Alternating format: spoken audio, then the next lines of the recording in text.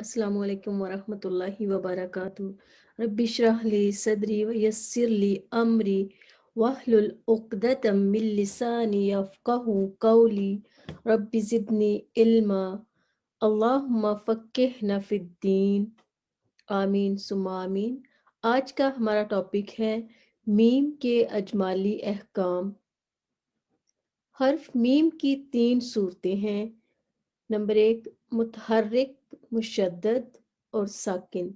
मुतहर्रिक उस हर्फ को कहते हैं जिसके ऊपर कोई हरकत यानी ज़ेर ज़बर पेश हो। इसे अदम गुन्ना के साथ पढ़ा जाएगा, जैसे मालिकी। मुशद्दद इसमें गुन्ना ज़रूरी है। मुशद्दद उस हर्फ को कहते हैं जिसके ऊपर शद हो और इसे हर्फ की इसे तशदीद भी कहते हैं। साकिन, साकिन वो हर्फ होता है जिसके ऊपर जज़म हो। नंबर 3 साकिन, इसकी 2 हालतें हैं, गुन्ना और अदम गुन्ना। गुन्ना मीम साकिन के बाद जब मीम या बा आ जाए तो वहाँ गुन्ना होगा, जैसे इलैकुम मुरसलून, अलैकुम बिवकील। अदम गुन्ना जब मीम साकिन के बाद मीम और बा के अलावा कोई और हर्फ आ जाए तो गुन्ना नहीं होगा, जैसे अनअमता। यहाँ पे नून साकिन है, नून साकिन के बाद तो नून पे गुन्ना नहीं होगा। मीम साकिन के तफसीली अहकाम देख लेते हैं। मीम साकिन के 3 अहकाम हैं, इदगाम, इख्फा, इजहार। इदगाम, इदगाम का लुग़वी मानी दाखिल करना, मिलाना, यानी एक चीज़ को दूसरी के अंदर दाखिल करना या आपस में मिलाना। और इस्तिलाही मानी मुदगम को मुदगम फ़ी में इस तरह दाखिल करना कि दोनों एक साथ मुशद्दद अदा हों। इसका कायदा देख लेते हैं। मीम साकिन के बाद अगर मीम आ जाए तो इदगाम होगा और इस इदगाम को इदगामे मिस्लिने सगीर कहते हैं, जैसे इलैकुम मुरसलून अंतुम मुमिनून फी कुलूबिहिम मरजुन। तरीका इसका क्या है कि पहली मीम को दूसरी मीम के साथ मिलाकर एक अलिफ के बराबर गुन्ना करना। इसका दूसरी सूरत देखते हैं, इख्फा। इख्फा का लुग़वी मानी है छुपाना और इस्तिलाही मानी मीम की आवाज़ को नाक में छुपाकर इजहार और इदगाम की दरमियानी कैफियत के साथ अदा करना। इसका कायदा कि मीम साकिन के बाद अगर बा आ जाए तो इख्फा होगा और इस इख्फा को इख्फाए शफवी कहते हैं, क्योंकि मीम ओंठों से अदा होता है और मीम ओंठों को शफातान कहते हैं, इसलिए इस इख्फा को इख्फाए शफवी कहा जाता है। इसको देख लेते हैं, इसकी एग्जाम्पल्स। व मन यतसिम बिल्लाह अलैकुम बिवकील फहकुम बैनहुम बिलमारूफ। इसका तरीका क्या है, मीम को अदा करते वक्त दोनों ओंठों के खुश्की वाले हिस्से को नरमी के साथ मिलाकर बकदर एक अलिफ गुन्ना करें, फिर दोनों ओंठों के खुलने से पहले तरी वाले हिस्से यानी गीले हिस्से से बा को सख्ती के साथ अदा करें। इसकी तीसरी सूरत है इजहार। इजहार का लुग़वी मानी है जाहिर करना और इस्तिलाही मानी मीम को उसके मखरिज से बगैर गुन्ने के तमाम सफ़ात के साथ अदा करना।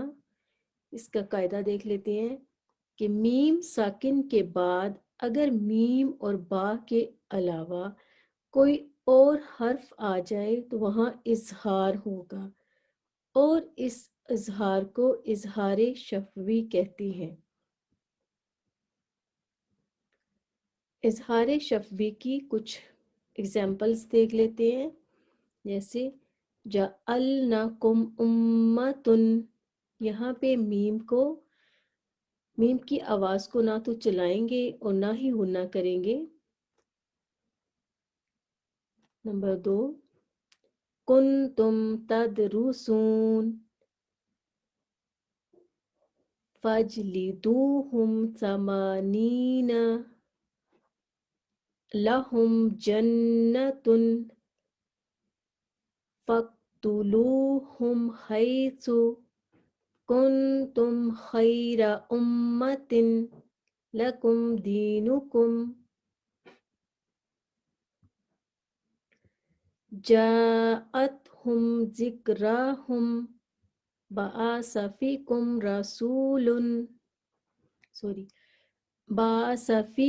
رسولا فی قلوبہم زیغ وبادلہم سیئات علیکم شہیدا ان کنتم صادقین۔ اظہار شفوی کا طریقہ، میم کو دونوں اونٹوں کے خشکی والے حصے کو ملا کر بغیر غننے کے ادا کرنا۔ پہلے ہم نے پڑھا تھا کہ اگر میم کے بعد با آ جائے یا میم آ جائے تو دونوں اونٹوں کو ملا کر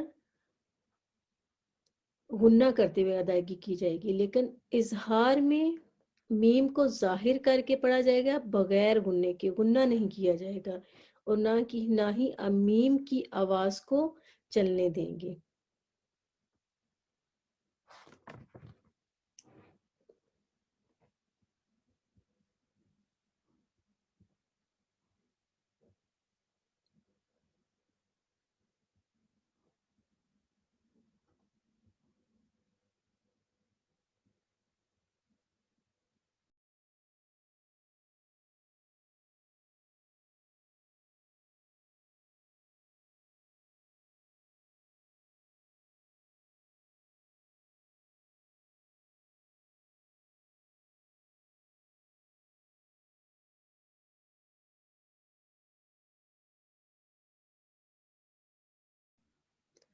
السلام علیکم ورحمۃ اللہ وبرکاتہ۔ رب اشرح لی صدری ویسر لی امری واحلل عقدۃ من لسانی یفقہوا قولی رب زدنی علما اللہم فقہنا فی الدین، آمین ثم آمین۔ آج کا ہمارا ٹاپک ہے میم کے اجمالی احکام۔ حرف میم کی 3 صورتیں ہیں۔ نمبر 1، متحرک، مشدد اور ساکن۔ متحرک اس حرف کو کہتے ہیں جس کے اوپر کوئی حرکت یعنی زیر زبر پیش ہو، اسے عدم غنہ کے ساتھ پڑھا جائے گا، جیسے مالکی۔ مشدد اس میں غنہ ضروری ہے۔ مشدد اس حرف کو کہتے ہیں جس کے اوپر شد ہو، اور اسے تشدید بھی کہتے ہیں۔ ساکن وہ حرف ہوتا ہے جس کے اوپر جزم ہو۔ نمبر 3، ساکن، اس کی 2 حالتیں ہیں، غنہ اور عدم غنہ۔ غنہ میم ساکن کے بعد جب میم یا با آ جائے تو وہاں غنہ ہوگا، جیسے الیکم مرسلون، علیکم بوکیل۔ عدم غنہ جب میم ساکن کے بعد میم اور با کے علاوہ کوئی اور حرف آ جائے تو غنہ نہیں ہوگا، جیسے انعمتا، یہاں پہ نون ساکن ہے، نون ساکن کے بعد تو نون پہ غنہ نہیں ہوگا۔ میم ساکن کے تفصیلی احکام دیکھ لیتے ہیں۔ میم ساکن کے 3 احکام ہیں، ادغام، اخفا، اظہار۔ ادغام کا لغوی معنی داخل کرنا، ملانا، یعنی ایک چیز کو دوسری کے اندر داخل کرنا یا آپس میں ملانا، اور اصطلاحی معنی مدغم کو مدغم فی میں اس طرح داخل کرنا کہ دونوں ایک ساتھ مشدد ادا ہوں۔ اس کا قاعدہ دیکھ لیتے ہیں۔ میم ساکن کے بعد اگر میم آ جائے تو ادغام ہوگا، اور اس ادغام کو ادغام مثلین صغیر کہتے ہیں، جیسے الیکم مرسلون، انتم مؤمنون، فی قلوبہم مرض۔ طریقہ اس کا کیا ہے کہ پہلی میم کو دوسری میم کے ساتھ ملا کر ایک الف کے برابر غنہ کرنا۔ اس کا دوسری صورت دیکھتے ہیں، اخفا۔ اخفا کا لغوی معنی ہے چھپانا، اور اصطلاحی معنی میم کی آواز کو ناک میں چھپا کر اظہار اور ادغام کی درمیانی کیفیت کے ساتھ ادا کرنا۔ اس کا قاعدہ کہ میم ساکن کے بعد اگر با آ جائے تو اخفا ہوگا، اور اس اخفا کو اخفاء شفوی کہتے ہیں، کیونکہ میم اونٹوں سے ادا ہوتا ہے اور میم اونٹوں کو شفتین کہتے ہیں، اس لیے اس اخفا کو اخفاء شفوی کہا جاتا ہے۔ اس کو دیکھ لیتے ہیں، اس کی ایگزامپلس۔ وَمَن يَعْتَصِم بِاللَّهِ عَلَيْكُم بِوَكِيلٍ فَاحْكُم بَيْنَهُم بِالْمَعْرُوفِ۔ اس کا طریقہ کیا ہے؟ میم کو ادا کرتے وقت دونوں اونٹوں کے خشکی والے حصے کو نرمی کے ساتھ ملا کر بقدر ایک الف غنہ کریں، پھر دونوں اونٹوں کے کھلنے سے پہلے تری والے حصے یعنی گلے حصے سے با کو سختی کے ساتھ ادا کریں۔ اس کی تیسری صورت ہے اظہار۔ اظہار کا لغوی معنی ہے ظاہر کرنا، اور اصطلاحی معنی میم کو اس کے مخرج سے بغیر غننے کے تمام صفات کے ساتھ ادا کرنا۔ اس کا قاعدہ دیکھ لیتے ہیں کہ میم ساکن کے بعد اگر میم اور با کے علاوہ کوئی اور حرف آ جائے تو وہاں اظہار ہوگا، اور اس اظہار کو اظہار شفوی کہتے ہیں۔ اظہار شفوی کی کچھ ایگزامپلس دیکھ لیتے ہیں، جیسے جعلناکم امتن۔ یہاں پہ میم کی آواز کو نہ تو چلائیں گے اور نہ ہی غنہ کریں گے۔ نمبر 2، کنتم تدرسون فاجلدوہم ثمانین لہم جنت فاقتلوہم حیث کنتم خیر امت لکم دینکم جاءتہم ذکراہم بعث فیکم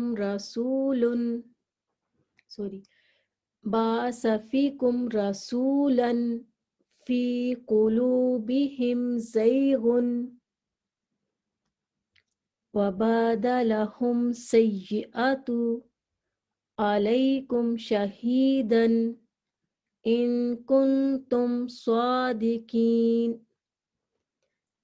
اظہار شفوی کا طریقہ میم کو دونوں اونٹوں کے خشکی والے حصے کو ملا کر بغیر غننے کے ادا کرنا۔ پہلے ہم نے پڑھا تھا کہ اگر میم کے بعد با آ جائے یا میم آ جائے تو دونوں اونٹوں کو ملا کر غنہ کرتے ہوئے ادائیگی کی جائے گی، لیکن اظہار میں میم کو ظاہر کر کے پڑھا جائے گا بغیر غننے کے، غنہ نہیں کیا جائے گا، اور نہ ہی میم کی آواز کو چلنے دیں گے۔